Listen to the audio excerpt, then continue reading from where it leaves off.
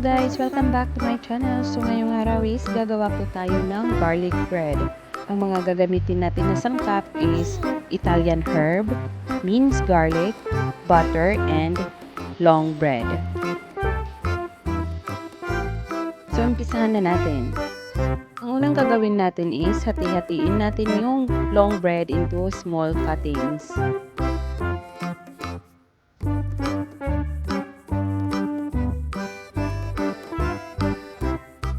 Ayan, hiwain lang natin siya.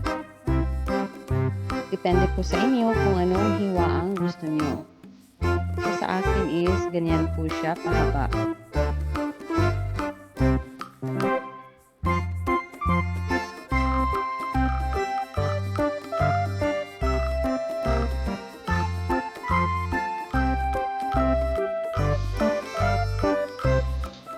Nasa inyo na rin po yun kung anong klaseng bread ang gusto nyong gamitin para sa gagawin nyo na garlic bread. Pwede nyo rin pong gamitin ang sliced bread.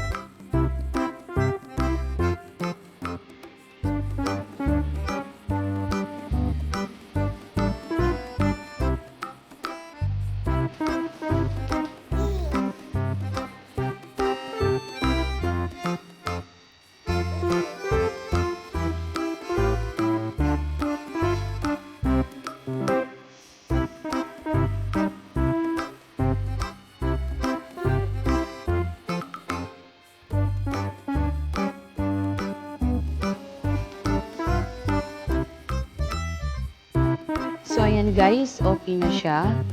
Ang next natin na gagawin is lalagyan natin siya ng butter. So, nasa sa inyo na rin po kung gusto niyo gumamit ng butter or margarine. Pero para sa akin po is mas masarap kung ang gagamitin natin is yung butter.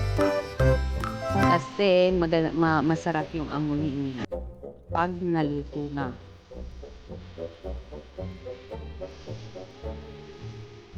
So, ayan, lagyan lang natin ng butter yung top ng ating bread.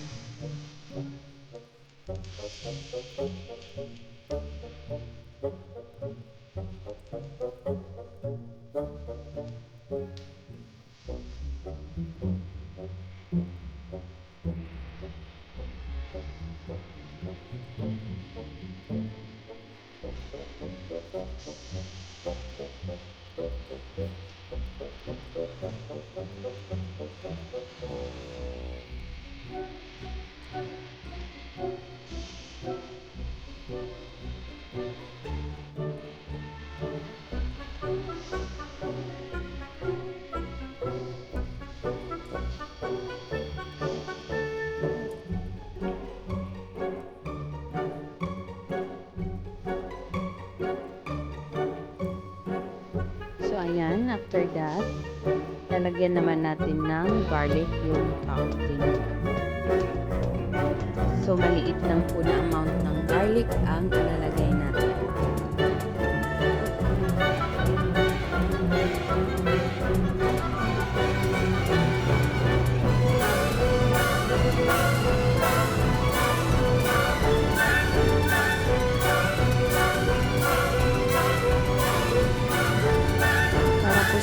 Kung wala pa kayong Italian herb, pinanggaling ko na wag nang lagyan.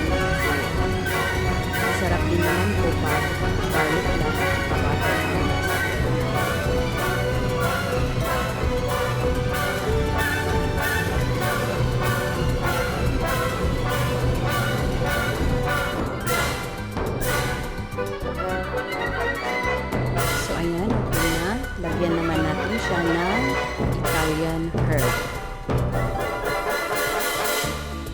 Konting Italian herb lang din po ang ating ilalagay kasi para siyang pang ano lang, dagdag aroma lang sa ating garlic bread.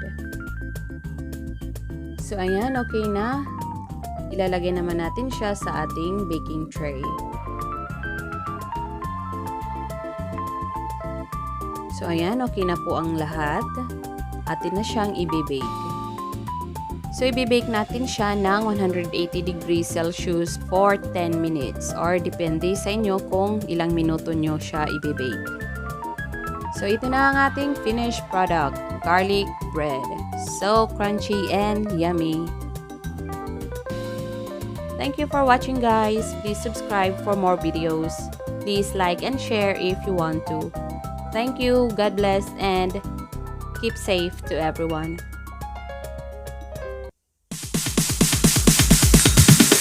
Sorry, it's DJ.